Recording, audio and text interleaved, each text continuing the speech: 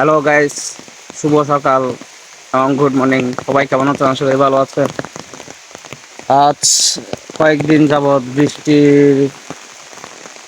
পড়তেছে, পড়ার কারণে এতদিন আমাদের এলাকায় কোনো পানি টানি ছিল না।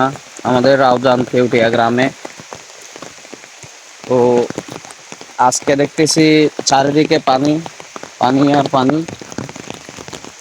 দেখেন, শুধু পানি, আমাদের বাড়ির পাশে পাশে পানি। এখন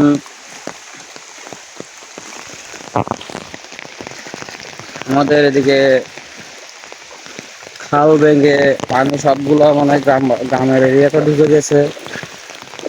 এই দেখেন, চারিদিকে পানি। আমার পিছনে দেখেন,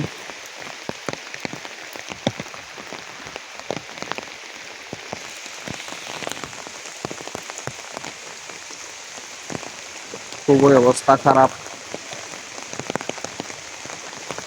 চারিদিকে পানি আর পানি।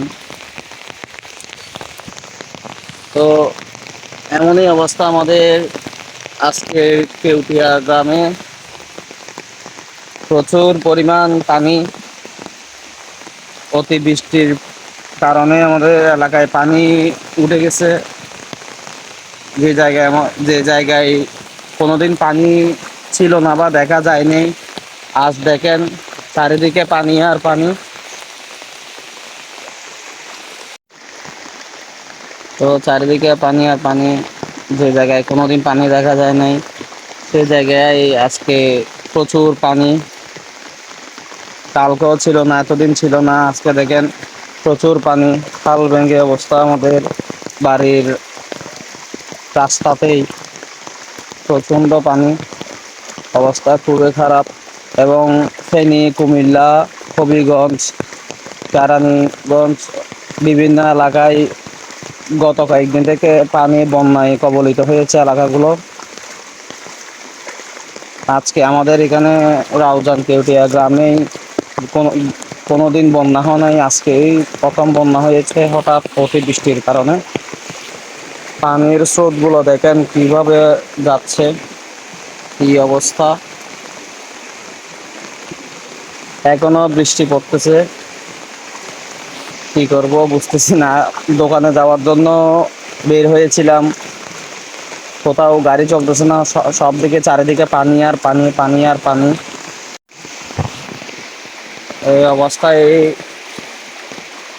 আজকের এই দিনে আমাদের কেউটিয়া গ্রামবাসীরা এই অবস্থায় আছে। তো আমাদের চট্টগ্রাম, মুরাদপুর পুরো সিটিতেই পানি। তারপর ফেনী, নোয়াখালী, কুমিল্লা, হবিগঞ্জ বিভিন্ন এলাকায় গত কয়েকদিন থেকে পানি, এলাকায় পানিবন্দী। সব এলাকাবাসীরা পানিবন্দী হয়ে গেছে। কেউ কেউ বা নিরাপদ স্থানে চলে গিয়েছে। দেখেন অবস্থা, আমার পিছনে অবস্থা। আমাদের এই গ্রামে কোনোদিন এরকম পানি হয় নাই, আজকে প্রথম পানি হয়েছে খাল ভেঙে।